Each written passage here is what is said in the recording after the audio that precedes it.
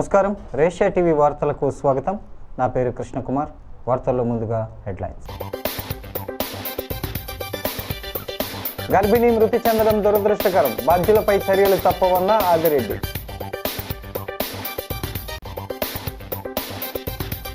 Medical కళాశాలల ప్రైవేటీకరణ జరగనివ్వం, YCP జాతీయ అధికార ప్రతినిధి మార్గాని భరత్.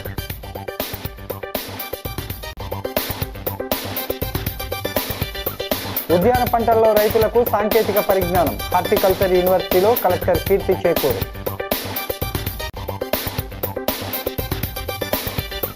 ఆదివాసీల హక్కులను మానవ హక్కులుగా గుర్తించాలి, అయినాపురపు సూర్యనారాయణ డిమాండ్.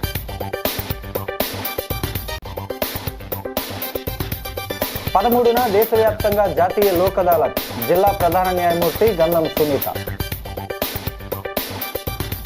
ఇక డీటెయిల్స్ చూస్తే, రాజమహేంద్రవరం జిల్లా ప్రభుత్వ ఆసుపత్రిలో ప్రసవానికి వచ్చిన గర్భిణి మృతి చెందడం చాలా దురదృష్టకరమని, ఈ ఘటన తనను తీవ్రంగా కలిచివేసిందని సిటీ ఎమ్మెల్యే ఆదిరెడ్డి శ్రీనివాస్ ఆవేదన వ్యక్తం చేశారు. విచారణ నివేదిక ఆధారంగా బాధ్యులపై చర్యలు తీసుకుంటామని స్పష్టం చేశారు. బుధవారం ప్రభుత్వ ఆసుపత్రి గైనిక్ వార్డును సందర్శించి జరిగిన ఘటనకు సంబంధించిన వివరాలను వైద్యులు, సిబ్బందిని అడిగి తెలుసుకున్నారు. భవిష్యత్తులో ఇటువంటి ఘటనలు జరగకుండా అన్ని చర్యలు తీసుకుంటామని తెలిపారు. ప్రసవ సమయంలో అధిక రక్తస్రావం కావటం వల్లనే ఆమె మృతి చెందినట్లుగా వైద్యులు చెబుతున్నారని, తుది నివేదిక వచ్చిన తరువాత చర్యలకు ఉపక్రమిస్తామన్నారు. అందరికీ మెరుగైన వైద్యం అందించేందుకు కూటమి ప్రభుత్వం అధికారంలోకి వచ్చిన తరువాత ప్రత్యేక శ్రద్ధ తీసుకుంటుందని, దానివల్ల చాలా వరకు పరిస్థితులు మెరుగుపడ్డాయని, అయితే ఇంకా మార్పు రావాల్సి ఉందని అన్నారు. అది వైద్యులు, సిబ్బందిని, వ్యవహార శైలిని బట్టే ఉంటుందని అన్నారు. ప్రైవేట్కి పోటీగా ప్రభుత్వ ఆసుపత్రిలో సేవలందించేందుకు అన్ని చర్యలు తీసుకుంటున్నామని వెల్లడించారు. ఆయన వెంట Janasena city in charge Anushree Satyanarayana, BJP జిల్లా అధ్యక్షుడు పిక్కి నాగేంద్ర, కూటమి నాయకులు ఉన్నారు.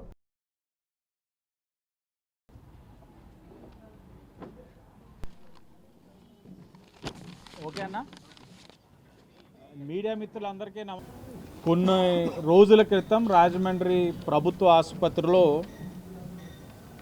ఒక దురదృష్టమైన సంఘటన జరిగింది. అది నా దృష్టికి రావడం జరిగింది. ఒక గర్భిణీ స్త్రీ ప్రసవ సమయంలో అధిక రక్తస్రావం కారణంగా మరణించడం జరిగింది. ఆ సంఘటన ఎంతగానో కలిచివేయడం, చాలా మనస్తాపానికి గురవ్వడం, మరలా అది పునరావృతం కాకుండా ఉండే విధంగా ఏం చర్యలు తీసుకోవాలి, ఇవన్నీ కూడా మాట్లాడడానికి ఇక్కడికి వచ్చున్నాం. సంఘటన జరిగిన వెంటనే తెలుసుకొని ఇక్కడ ఉన్న సిబ్బందితోటి, డిపార్ట్మెంట్ హెడ్స్ తోటి కూడా మాట్లాడడం జరిగింది. వారి వైపు నుంచి చెప్పవలసిందంతా కూడా చెప్పడం జరిగింది. అలాగే సూపరింటెండెంట్ గారిని కూడా ఎంక్వైరీ చేయమండం కూడా చెప్పడం జరిగింది. ఎప్పుడు వచ్చిన ప్రతిసారి ఏదో ఒక కొత్తది మాకు కళ్ళకి కనబడతా ఉంటుంది సమస్య. ఆ కొత్త సమస్యను ఎలా పరిష్కరించాలి? ఇప్పుడు వచ్చాం. మెడికల్ కాలేజీలు ప్రైవేటీకరణ వ్యతిరేక ఉద్యమంలో ప్రజలు భాగస్వాములు అవుతున్నారని, వైసీపీ అధిష్టానం పిలుపు మేరకు సిటీ నియోజకవర్గంలో కూటమి ప్రభుత్వ నిర్ణయానికి వ్యతిరేకంగా 50,000 సంతకాలు సేకరించినట్టు మాజీ ఎంపీ, వైసీపీ జాతీయ అధికార ప్రతినిధి మార్గాని భరతరాం వెల్లడించారు. ఈ మేరకు సేకరించిన సంతకాల బాక్సులను బుధవారం వైసీపీ కేంద్ర కార్యాలయానికి పంపేందుకు తగిన ఏర్పాట్లు చేసిన ప్రత్యేక వాహనాన్ని ఆయన జెండా ఊపి ప్రారంభించారు. ఈ సందర్భంగా భరత్ మీడియాతో మాట్లాడుతూ, పేద కుటుంబాల నుంచి డాక్టర్లు కావాలనే కలలను నెరవేర్చుకునేందుకు మాజీ ముఖ్యమంత్రి జగన్మోహన్ రెడ్డి 17 మెడికల్ కళాశాలలను ప్రారంభిస్తే వాటిని చంద్రబాబు ప్రభుత్వం ప్రైవేటీకరణ చేస్తోందని ఆరోపించారు. రాష్ట్ర వ్యాప్తంగా 1 కోటి సంతకాలు సేకరించి ప్రభుత్వ నిర్ణయంపై ప్రజలకు ఉన్న వ్యతిరేకతను గవర్నర్ దృష్టికి తీసుకువెళ్లి మెడికల్ కళాశాలలను ప్రైవేటు పరం చేయకుండా అడ్డుకుంటామని చెప్పారు. అవసరమైతే న్యాయ పోరాటం చేయడానికి సిద్ధమని ప్రకటించారు. కూటమి ప్రభుత్వం తీసుకున్న ఈ నిర్ణయాన్ని ప్రజలందరూ వ్యతిరేకిస్తున్నారని, వెంటనే ఆ నిర్ణయాన్ని ఉపసంహరించుకోవాలని డిమాండ్ చేశారు. వైసీపీ నాయకులు పోలి విజయలక్ష్మి, దాసి వెంకట్రావు, మజ్జి అప్పారావు, కాటం రజనీకాంత్, మూర్తి లక్ష్మి, రొక్కం త్రినాథ్, అను యాదవ్, బిల్డర్ చిన్న, అనంతలక్ష్మి, కృష్ణవేణి తదితరులు పాల్గొన్నారు.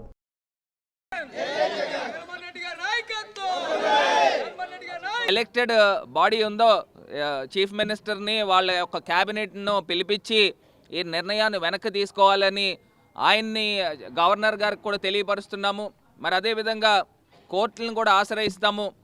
అవసరమైతే సుప్రీంకోర్టు కూడా వెళ్ళి 1 కోటి మంది ప్రజలు వ్యతిరేకిస్తూ ఉన్నారు. అందువలన ప్రజా వ్యతిరేక నిర్ణయాన్ని ఈ ప్రభుత్వం తీసుకోవడానికి లేదు అని మరి ఈ సందర్భంగా తెలియపరుస్తూ ప్రజా ఉద్యమం చేపడతాము. ప్రజలందరినీ కూడా భాగస్వామ్యం చేసి చంద్రబాబు నాయుడు గారు ఏదైతే ఈ ప్రైవేటీకరణ చేయాలని ఈ మెడికల్ కాలేజీని ఆలోచన చేశారో ఆ నిర్ణయాన్ని ఉపసంహరించుకునేదాకా ఈ కార్యక్రమం చేపడుతుంది. మరి రాజమండ్రి వ్యాప్తంగా సుమారుగా 50,000 సంతకాలు తీసుకుని ఇంకా 3 రోజుల కాల వ్యవధి ఉంది. ఇంకా మళ్ళీ మార్కెట్స్లోకి అన్ని చోట్లకు కూడా వెళ్ళి ప్రజలందరితో కూడా సంతకాలు తీసుకుని ఇవన్నీ కూడా కేంద్ర కార్యాలయానికి పంపించే కార్యక్రమం చేపడతామని ఈ సందర్భంగా తెలియపరుస్తున్నాం. కారకుడైన ఈ వ్యక్తిని మీరు ఎన్డీఏ ప్రభుత్వము ఇమీడియట్గా తొలగించండి, లేకపోతే రాజీనామా చేయమనే చెప్పండి. ఎందుకంటే దీనికి అకౌంటబిలిటీ అదే అవుతుంది. అంతే తప్పితే ఇప్పుడు నిజంగా ఇంకొక అంశం కూడా నేను మొన్న కూడా చెప్పాను. ఏమవుతుందని అంటే అక్కడ పైలట్స్ అన్న వాళ్ళు ఒక పీస్ఫుల్ మైండ్ సెట్తో ఫ్లై చేయాలండి. ఇప్పుడు అక్కడ అవుట్ బస్ జరుగుతూ ఉంది ఎయిర్పోర్ట్స్లో. మరి అవుట్ బస్ జరుగుతున్నప్పుడు ఏమవుతుందండి, వాళ్ళకి ఒక మెంటల్ పీస్ ఉంటుందా? వాళ్ళు ప్రెషర్లోకి వెళ్తారు. డెఫినెట్గా ప్రెషర్ క్రియేట్ అవుతే ఏమవుతుందండి, పానిక్ అయిపోయి ఒకవేళ ఫ్లైట్ సరిగ్గా నడపకుండా ఎక్కడైనా ఒక డిజాస్టర్ జరిగితే దీనికి ఎవరండి అకౌంటబిలిటీ? ఆ మాత్రం తెలియట్లేదా? జ్ఞానం లేకుండా ఉన్నాడు. మరి ఇది నిజంగా కూడా కేవలం వీళ్ళు చేసిన తప్పిదము. దీనికి అకౌంటబిలిటీ ఏంట్రా అంటే ఇమీడియట్గా రిజిగ్నేషన్ చేయాలని ఈ సందర్భంగా డిమాండ్ చేస్తాం. ఉద్యాన పంటల్లో సాంకేతిక పరిజ్ఞానం రైతులకు అందించే విధంగా చర్యలు చేపడుతున్నామని, అందులో భాగంగా హార్టికల్చర్ యూనివర్సిటీతో అవగాహన ఒప్పందం కుదుర్చుకున్నట్లు జిల్లా కలెక్టర్ కీర్తి చేకూరి పేర్కొన్నారు. కలెక్టర్ తాడేపల్లిగూడెం హార్టికల్చర్ యూనివర్సిటీని సందర్శించారు. తాడేపల్లిగూడెం మండల వెంకటరామన్నగూడెం గ్రామంలో ఉన్న డాక్టర్ వైఎస్ఆర్ హార్టికల్చరల్ యూనివర్సిటీలో రాజమహేంద్రవరం రూరల్ బొమ్మూరులో ఉన్న రతన్ టాటా ఇన్నోవేషన్ హబ్తో సంయుక్తంగా సాంకేతిక పరిజ్ఞానం అభివృద్ధి కోసం ఒక ముఖ్యమైన ఒప్పందం కుదుర్చుకునే కార్యక్రమంలో జిల్లా కలెక్టర్ పాల్గొన్నారు. కీర్తి మాట్లాడుతూ ఉద్యాన ఉత్పత్తులను వాణిజ్యపరంగా ఉత్పత్తి చేసేందుకు వినియోగదారులకు అందించే విధానాలపై చర్యలు తీసుకుంటున్నట్లు తెలిపారు.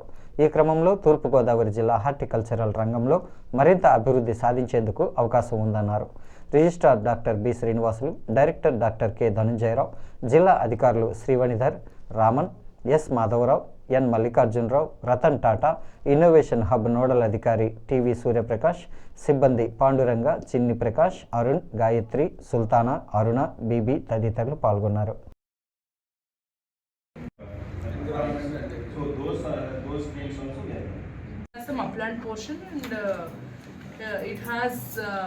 అంటే మనము టిపికల్గా గోదావరి జిల్లా అనుకుంటే ఓన్లీ డెల్టా అనుకుంటాము, అలా లేదు. That is first point. So మాకు 140,000 హెక్టేర్స్ జిల్లాలో ఉంటే only 20,000 to 25,000 hectares we're getting water from Godavari. So rest is lift irrigation schemes కానీ, లేదంటే బోర్వెల్ ఇరిగేషన్ కానీ, లేదా సంథింగ్ అదర్ దెన్ దట్, అంతే కదా, ఇవే ఆప్షన్స్. సో ఇక్కడ ఏంటంటే మనకి ఎస్పెషల్లీ మన రీసెంట్గా సీఎం గారు వచ్చారు, మన నల్లజర్ల కానీ అదర్ కాన్స్టిట్యువెన్సీస్ కానీ ఎక్కువ హార్టికల్చర్కి పొటెన్షియల్ ఉన్న ఏరియా ఎక్కువ ఉంది. అండ్ రీసెంట్ ఇంటరాక్షన్స్, ఆర్టీఐహెచ్ ఇంటరాక్షన్స్లో కానీ అదర్వైజ్ ఆల్సో. సో చాలామందికి మా జిల్లాలో, మన ఈ గోదావరి జిల్లాలో ఏంటంటే ఆంటర్ప్రినర్షిప్ ఎక్కువ రైతులందరికీ. చాలా ప్రోగ్రెసివ్ ఫార్మర్స్ కూడా ఉన్నారు, డబ్బులు పెట్టడానికి రెడీగా ఉన్నారు. మేము ఫుడ్ ప్రాసెసింగ్ చేయడానికి value chain, food processing is only one part of it.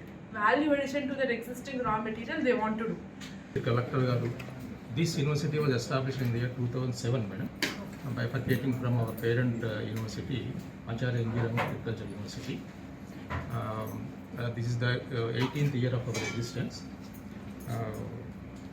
Our university was accredited with North A grade, and this was the second university in the country which was started BSc Horticulture course after the first one at Himachal Pradesh. Andhra Pradesh రాష్ట్రంలో 45 సంవత్సరాలుగా పెండింగ్లో ఉన్న 554 గిరిజన గ్రామాలను 5వ షెడ్యూల్లో చేర్చి వారికి హక్కులు కల్పించే వరకు ఆదివాసీ మహాసభ పోరాటం చేస్తుందని న్యాయ సలహాదారు అయినపురపు సూర్యనారాయణ స్పష్టం చేశారు. అంతర్జాతీయ మానవ హక్కుల దినోత్సవాన్ని పురస్కరించుకొని ఆదివాసీల హక్కులను మానవ హక్కులుగా గుర్తించాలని ఆయన డిమాండ్ చేశారు. బుధవారం ది రాజమండ్రి ప్రెస్ క్లబ్లో జరిగిన మీడియా సమావేశంలో ఆయన మాట్లాడుతూ గిరిజనులు అధికంగా నివసించే గ్రామాలను 5వ షెడ్యూల్ ప్రాంతంలో కలపాలనే సమస్యను పరిష్కరించాలని 2019లో అప్పటి గిరిజన సంక్షేమ శాఖ మంత్రి పుష్ప శ్రీవాణి అధ్యక్షతన జరిగిన గిరిజన సలహా మండలి 2019లో తీర్మానించిందని గుర్తు చేశారు. ఇదే విషయమై 2019 నవంబర్ 4న మంత్రి ఉన్నత స్థాయి అధికారులతో ఆంధ్రప్రదేశ్లోని 5వ షెడ్యూల్లో కలవవలసిన 554 గ్రామాల జాబితా విషయమై చర్చించారని అన్నారు. 2022 ఏప్రిల్లో ఆంధ్రప్రదేశ్ హైకోర్టు ఆదేశాలు జారీ చేసిన ఈ 40 గ్రామాలకు 5వ షెడ్యూల్ ఫలాలు అందే విధంగా ఎటువంటి చర్యలు తీసుకోలేదని అన్నారు. సమావేశంలో district rural development member Jarta Saraswati, Jeedem Nageswararao, Kakara Devi, Varaprasad, Jarta Balaraju, Lotha Venkataramana, Avuri Apparao, Robbala Srinu, CH Venkataratnam, Jakkala Pandavulu తదితరులు పాల్గొన్నారు.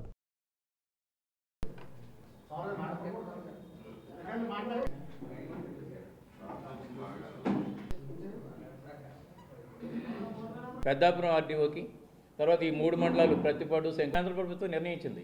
అప్పుడు ముఖ్యమంత్రులందరికీ కూడా లేఖలు రాశారు. అందులో భాగంగా అప్పుడు జలగం వెంగళేశం దీని మీద లెక్కలు తీయమంటే 1980లో తీసినటువంటి లెక్కలు అప్పుడే ఈ గ్రామాలన్నింటినీ కలపాలని. కారణం ఏంటంటే మైదాన ప్రాంతంలో ఉండేటటువంటి గిరిజనేతరులు కలపకుండా అడ్డుకూలం చేసి, ఎందుకంటే ఇప్పుడు ఒక జిల్లా కలిపితే సరిపోదు, ఈ జిల్లాలో ఉండేటట్టుగా జరగాలి. కాబట్టి దీని మీద ఇక్కడ ఇప్పుడు రంపచోడవరం కేంద్రంగా పోలవరం జిల్లా ఏర్పాటు చేయాలని నిర్ణయించారు. మేము పోలవరం ప్లేస్లో అది తొలి గిరిజన వీరుడైనటువంటి కారం తమ్మనదొర జిల్లాగా దాన్ని చేయాలని అడుగుతున్నాం. ఈ గ్రామాలు కూడా ఈ శంఖవరం మండలం, రౌతులపూడి, ఈ ప్రతిపాడు మండలాలు కూడా ఈ 40 గ్రామాలతో పాటు మరో 19 గ్రామాలు 50% జనాభా గిరిజనులు 50% కన్నా మించి ఉన్నటువంటి అవి కూడా పెరిగినాయి. కాబట్టి వాళ్ళు కూడా మమ్మల్ని కూడా కలపమని చెప్పేసి అడుగుతున్నారు.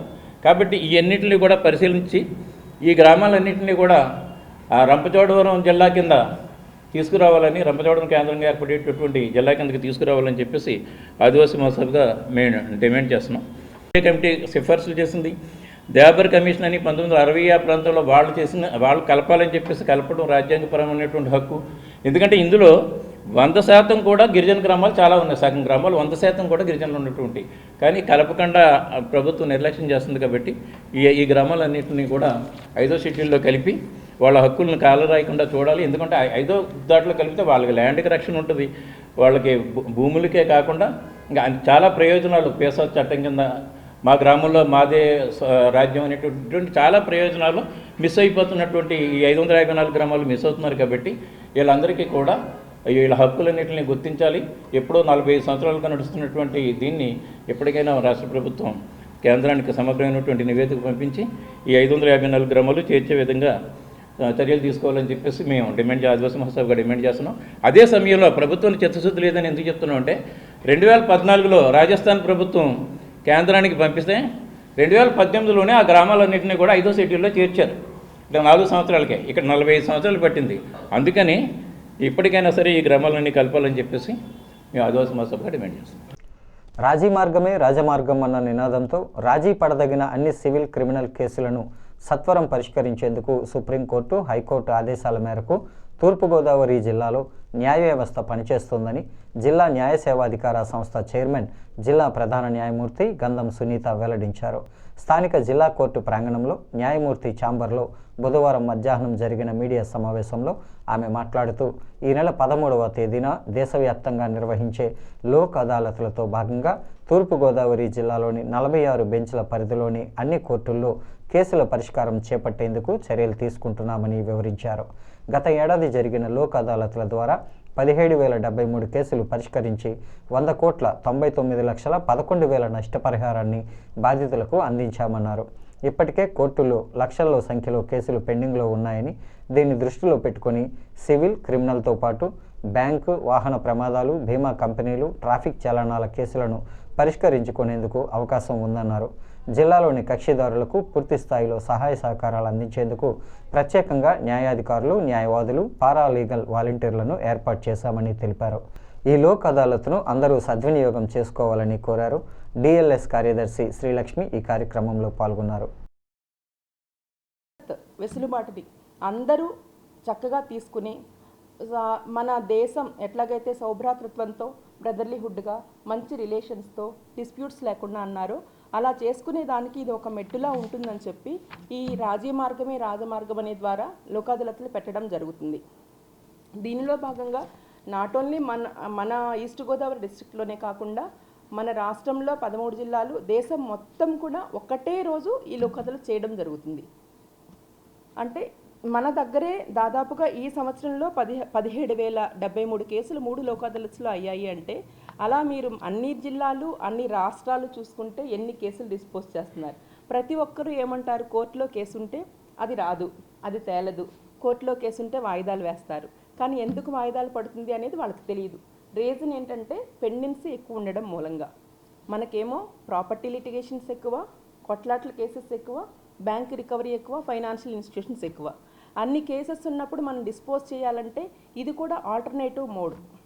ఈ ఆల్టర్నేటివ్ మోడ్లో లోక్ అదాలత్ ద్వారా చేసుకోవచ్చు. ఇంకొకటి మధ్యవర్తిత్వం అని చెప్పి మేము రీసెంట్గా క్యాంపెయిన్ కూడా చేసాం. మీ అందరికీ కూడా పేపర్లో కూడా అది ఇన్ఫర్మేషన్ ఇవ్వడం. మధ్యవర్తిత్వం ద్వారా కూడా ఇలాగే కేసెస్ రాజీ చేసుకోవచ్చు. సో అందరూ కూడా ఈ డిసెంబర్ 13న జరిగే నేషనల్ లోక్ అదాలత్లో భాగంగా రాజమండ్రిలో ఈస్ట్ గోదావరి జిల్లా ప్లస్ కాకినాడ జిల్లా, ఏఎస్ఆర్ డిస్ట్రిక్ట్, కోనసీమ జిల్లాల్లో ఉన్న ప్రజలందరూ కూడా ఈ అవకాశాన్ని వినియోగించుకుని మీరందరూ చక్కగా కేసుల్ని పరిష్కరించుకుంటారని చెప్పి మేము నా తరపున being chairman of district legal services authority, madam secretary అందరం కూడా మనస్ఫూర్తిగా కోరుకుంటున్నాము. మీకు ఎలాంటి సహాయం కావాలన్నా కానీ సలహాలు కావాలన్నా ప్రతి ఒక్క బెంచ్ దగ్గర మేము ఫ్రంట్ ఆఫీస్లో మా ఆఫీసుకు సంబంధించిన ఒక రిప్రజెంటేటివ్ను పెట్టడం జరుగుతుంది.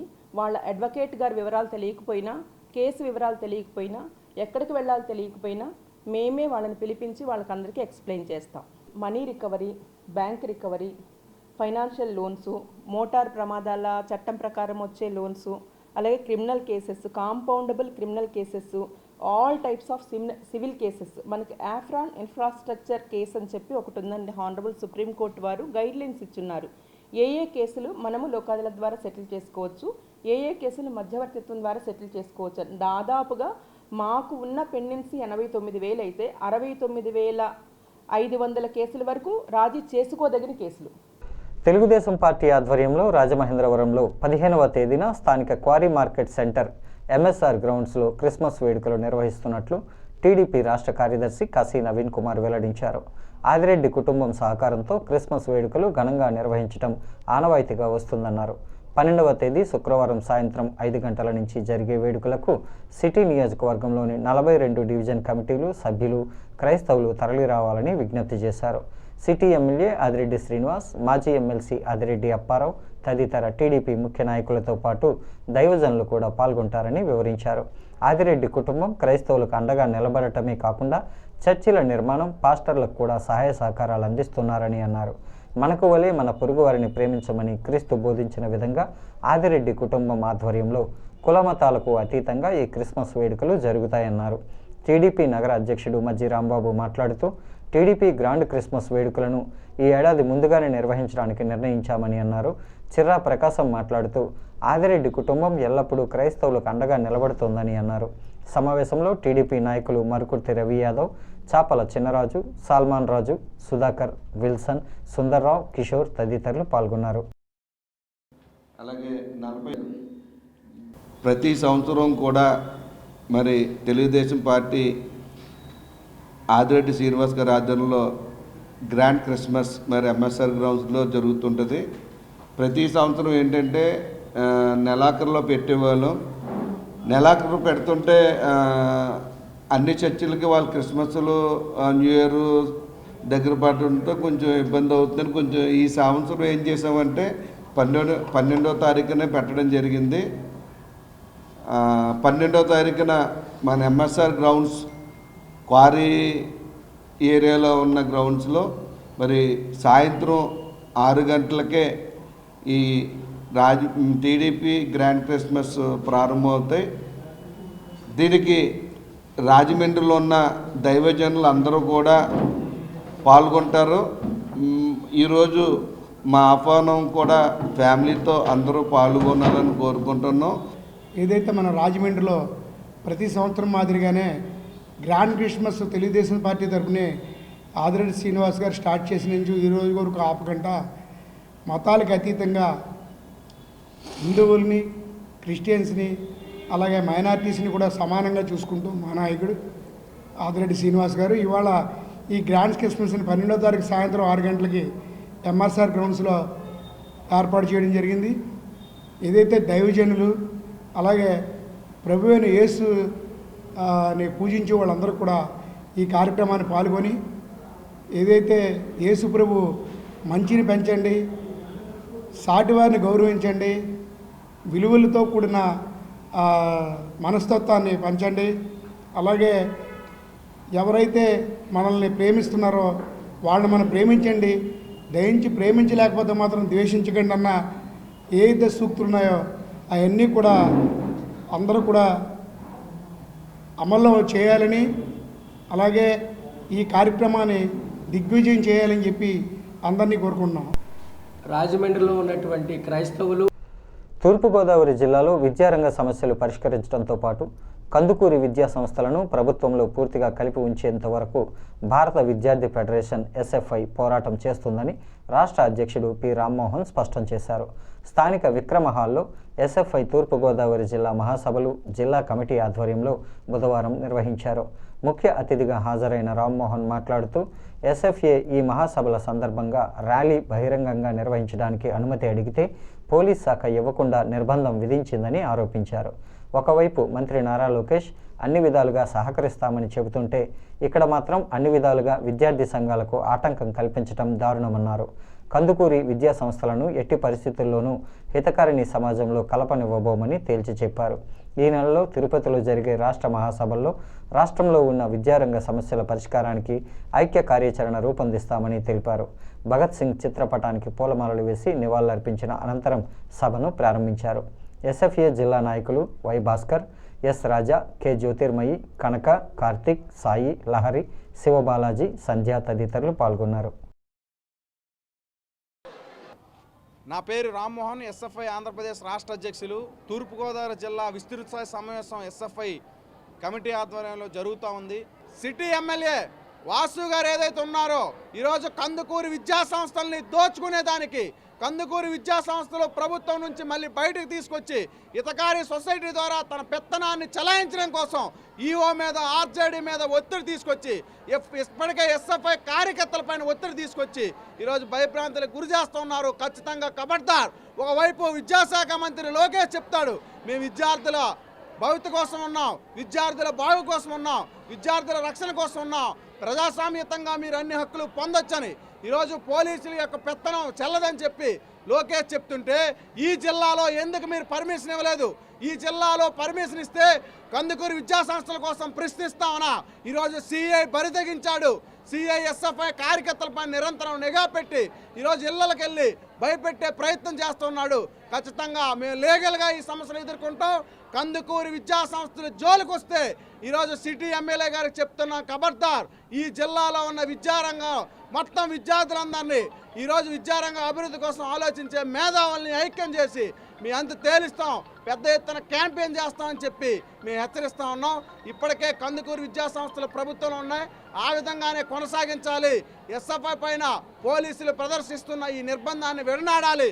నారా లోకేష్ గారు కూడా దీన్ని పరిగణలోకి తీసుకొని ఇక్కడ యాక్టివిటీస్ని ప్రశాంతంగా కొనసాగే విధంగా చర్యలు తీసుకోవాలని చెప్పి మేము అభిప్రాయపడతాం. Community paramedics and primary health care providers welfare association, the PMP association Rajahmundry ఆధ్వర్యంలో హుకుంపేట గోదావరి రుచుల కాన్ఫరెన్స్ హాల్ నందు మండల అధ్యక్షుడు అబ్దుల్ రెహమాన్ ఖాన్ అధ్యక్షతన వైద్య విజ్ఞాన అవగాహన సదస్సు జరిగింది. పిఎంపీలు స్క్రబ్ టైఫస్ వ్యాధిపై అవగాహన పొంది మీ ప్రాంత ప్రజల్లో వ్యాధి నిరోధకతపై అవగాహన కల్పించాలని రాజమండ్రి శ్రీమేధ హాస్పిటల్ శస్త్రచికిత్సా నిపుణుడు డాక్టర్ పోతుల పవన్ కిషోర్ అన్నారు. ఈ సదస్సులో ముఖ్య అతిథిగా హాజరైన డాక్టర్ పవన్ కిషోర్ మాట్లాడుతూ గత కొద్ది రోజులుగా నమోదవుతున్న స్క్రబ్ టైఫస్ వ్యాధి కారణాలు, లక్షణాలు, నివారణోపాయాల గురించి తెలిపారు. గైనకాలజిస్ట్ డాక్టర్ ఆర్తి చీకట్ల మాట్లాడుతూ మహిళలు ఇబ్బంది పడే గర్భకోశ వ్యాధుల గురించి, పీసీఓడి రుగ్మత గురించి, గర్భిణీ సమయంలో వచ్చే మధుమేహం, గర్భాశయ ముఖద్వార క్యాన్సర్ రాకుండా కాపాడగలిగే హెచ్పివి వ్యాక్సిన్ గురించి వివరించారు. జాతీయ ప్రధాన కార్యదర్శి విబిటి రాజు, రాష్ట్ర అధ్యక్షులు తోరాటి ప్రభాకర్రావు, జిల్లా అధ్యక్షులు రాష్ట్ర మీడియా కన్వీనర్ బల్లా శ్రీనివాసరావు, జిల్లా కార్యదర్శి పి దేవానందం, జిల్లా కోశాధికారి పి చిన్ని, మట్టా రమేష్, కేఎస్ఎస్ఎన్ రెడ్డి, ఏ సురేష్ బాబు, కె లక్ష్మీనారాయణ, ఎం బాపూజీ, పిఎస్వి ప్రసాద్ తదితర సభ్యులు ఈ కార్యక్రమంలో పాల్గొన్నారు. చర్చ జరుగుతుంది. అంటే ఫీవర్ వస్తే ఇంతకుముందు మలేరియా, టైఫాయిడ్, డెంగ్యూ అనుకునేవారు. ఇప్పుడు అది కాకుండా అన్నీ నెగిటివ్ వచ్చినా ఇంకా ఫీవర్ తగ్గట్లేదు, శరీరం మీద అక్కడక్కడ నల్ల మచ్చల్లాగా లేదా ఎర్ర రంగు సర్కిల్స్ లాగా గట్టా గమనించినట్టయితే అది స్క్రబ్ టైఫస్ అని మనం ముందుగా గ్రహించాలి. ఆలస్యం చేసి కొద్దీ అది కొంచెం ప్రమాదకరమైన సిచ్యువేషన్లోకి, అంటే ఒక్కొక్క ఆర్గాన్ కూడా డ్యామేజ్ అవుతూ ఉంటుంది. బ్రెయిన్ కానీ, కిడ్నీస్ కానీ, లంగ్ కానీ ఒక 30% మార్టాలిటీ అనేది ఉంటుందన్నమాట. అశ్రద్ధ చేయకుండా నార్మల్ ఫీవర్ అయినా సరే ఈ ఐజీజీ, ఐజీఎం యాంటీబాడీ టెస్టులు లాంటివి ముందుగా చూసుకుని, చాలా వరకు సిమ్టమ్స్ బట్టే మనం అండ్ క్లినికల్ ఎపిరియన్స్ బట్టి మనం ఒక ప్రొవిజనల్ డయాగ్నోసిస్కి వస్తాం కదా. మోరంపూడి జంక్షన్లో ఉన్న ఫ్లైఓవర్ సర్వీస్ రోడ్లు, స్ట్రీట్ లైట్ల విషయంలో వైసీపీ నాయకులు అదే పనిగా విమర్శలు చేస్తున్నారని, ఆ ప్రాంతంలో 30 నుంచి 40% మాత్రమే తన నియోజకవర్గం పరిధిలో ఉందని రాజమహేంద్రవరం సిటీ ఎమ్మెల్యే ఆదిరెడ్డి శ్రీనివాస్ స్పష్టం చేశారు. అయినప్పటికీ బాధ్యత తీసుకొని రాజమహేంద్రవరం ఎంపీ దగ్గుబాటి పురంధేశ్వరి, కలెక్టర్ కీర్తి చేకూరి సహకారంతో రూరల్, సిటీ నియోజకవర్గంలో ఉన్న ఫ్లైఓవర్ సర్వీస్ రోడ్లపై గోతులు పూడ్చే కార్యక్రమాన్ని ప్రారంభించామని వెల్లడించారు. బుధవారం ఆయన కూటమి నాయకులతో కలిసి అక్కడ జరుగుతున్న పనులను పరిశీలించారు. వైసీపీ ప్రభుత్వ నిర్వాకం, కమిషన్ల కక్కుర్తి వల్ల కాంట్రాక్టర్ నాశనమయ్యాడని ఆరోపించారు. వైసీపీ చేసిన తప్పులు, పాపాలు తమకు ఇంకా శాపంగా మారుతున్నాయని విమర్శించారు. మొత్తం 4 వైపులా కిలోమీటర్ వరకు ఉన్న రోడ్ల మరమ్మతులు చేపట్టామని, జనవరి 10 నుంచి 15 మధ్యలో పూర్తి స్థాయిలో రోడ్ల నిర్మాణ పనులు చేపట్టేందుకు ₹1 కోటితో టెండర్ ఖరారైందని, బ్రిడ్జి పైన లైట్లు కూడా వారం రోజుల్లోనే కనెక్షన్లు ఇచ్చి వెలిగిస్తామన్నారు. ఆయన వెంట జనసేన సిటీ ఇన్ఛార్జ్ అనుశ్రీ సత్యనారాయణ, ఇతర నాయకులు ఉన్నారు.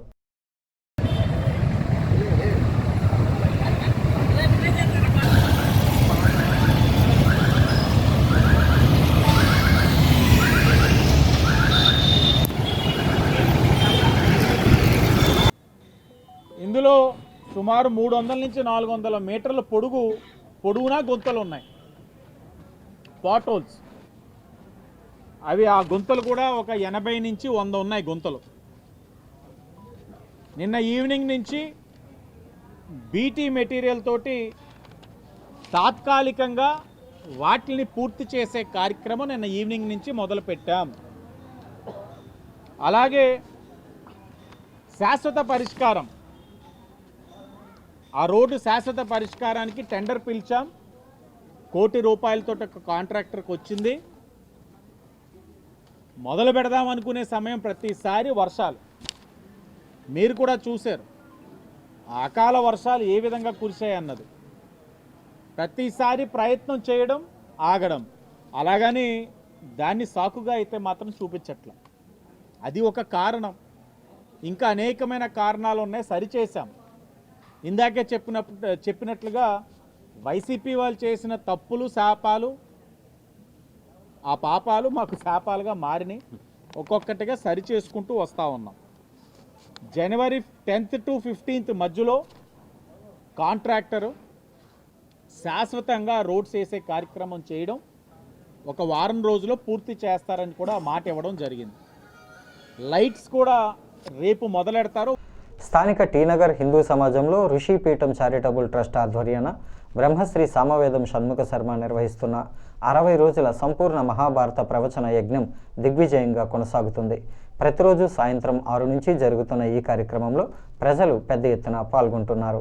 ఇందులో భాగంగా 13వ రోజు ప్రవచనం ఆయన కొనసాగిస్తూ విప్రుల వేషంలో ఉన్న పాండవులు కొందరు విప్రులతో కలిసి ద్రౌపది స్వయంవరానికి వెళ్లారు. అక్కడ వచ్చిన రాజులలో కొందరు స్వయంవరంలో పాల్గొనడానికి, మరికొందరు చూడటానికి వచ్చారు. ఈ వేడుక చూసేందుకు విప్రులు తదితరులు కూడా వచ్చారు. అక్కడ కృత్రిమంగా ఏర్పాటు చేసిన యంత్రం తిరుగుతూ ఉంటే దానికి ఉన్న ఛిద్రంలోంచి లక్ష్యాన్ని ఛేదించాలన్నారు. ఇందుకోసం ధనస్సు 5 బాణాలు ఉంచారు. దుర్యోధనుడు మొదలుకొని చాలామంది రాజులు కనీసం బాణాన్ని కూడా ఎత్తలేకపోయారని, అక్కడే విప్రవేశంలో ఉన్న పాండవులను ఎవరూ గుర్తుపట్టలేదని, అయితే బలరాముడు తదితరులతో కలిసి స్వయంవరం చూడటానికి వచ్చిన శ్రీకృష్ణుడు అక్కడ పాండవులను చూసి గుర్తుపట్టాడని వివరించారు. ఈ మాయా ప్రపంచంలో అంతా ఈశ్వర సంకల్పమని, అందుకే ఏదైనా జరుగుతుందని ఆయన అన్నారు. అదేవిధంగా భీష్ముకుని భైమి అంటే ఇక్కడ భీమరాజపుత్రి అంటే దమయంతి వరించినట్లు, భైమి అంటే అప్పుడు ఆ బ్రాహ్మణ సమూహం మధ్యలోంచి లేచట్టు ఆయన. బ్రాహ్మణ వేషధారి అయిన అర్జునుడు తిన్నగా వచ్చాడు. పైగా అలా వస్తున్న వాడిని చూసి ఎవరితను ముందు బ్రాహ్మణుడు అనుకున్నట్ట, ఏంటి ఈయన లేచి వెళ్తున్నాడు మన దగ్గర నుంచి చెప్పా పెట్టకుండా, ఏం సామాన్యం అనుకుంటున్నాడేమో, మహాక్షత్రియులకే వీలు కానిది మనకు ఎక్కడికి వీలవుతుంది, ఇక్కడ ఏమో పరాభవం పొందుతాడేమో, అలా అనుకోవడానికి లేదులే, మనలో పరశురాముళ్ళు అంటూ వాళ్ళు లేరా అని ఇంకొకడు, ఇలా ఎవరికి వారు మాట్లాడుకుంటున్నారు ఇక్కడ. అప్పుడు తిన్నగా వెళ్ళి ఈ మహానుభావుడు దాన్ని అప్రోచ్ అయిన విధానం చూడాలండి. ధనుస్సు దగ్గరికి వెళ్ళినప్పుడు ఎలా ప్రవర్తిస్తున్నాడు ఇది గమనించవలసింది. ప్రతి వాళ్ళు తీస్తున్నారు, కానీ సహజంగా ఉన్నటువంటి లక్షణాలు ఎక్కడ పోతాయి? ప్రణమ్య శిరసాదేవం ఈశానం వరదం ప్రభుం, పరమేశ్వరుని ముందు స్మరించుకున్నట్ట, అంటే శివుని స్మరించుకున్నాడు. తర్వాత కృష్ణంచ మనసా కృత్వా, అక్కడ కృష్ణుడు ఉన్నాడు కూడా తెలియదు, కానీ కృష్ణ పరమాత్మని మనస్సుతో తలంచుకున్నాడు. కృష్ణంచ మనసా కృత్వా జగృహే చార్జునో ధను, ధనుస్సుని తీసుకున్నాడు. అప్పుడు అక్కడ ఉన్న వాళ్ళందరూ కూడా ఆశ్చర్యపోయారు, ధనుస్సుని ఎత్తడమే కష్టం, ఒక్క కర్ణుడే ఇంతవరకు ఎత్తిన వాళ్ళలో కనబడ్డాడు, ఇప్పుడు ఈయనొచ్చి ఎత్తాడు. అది చూసి ఆశ్చర్యపోతున్నారు. పైగా అలవోకగా ఆ బాణములు 5 బాణాలు గ్రహించి ధనుస్సుకు అనుసంధానం చేసి విడిచిపెట్టగానే అది ఆ ఛిద్రంలోంచి వెళ్ళి లక్ష్యాన్ని ఒకేసారి కొట్టింది. వివ్యాధ లక్ష్యం నిపపాత తచ్చ ఛిద్రేణ భూమౌ సహసా. ఈ వార్తలు ఇంతటితో సమాప్తం. నమస్కారం.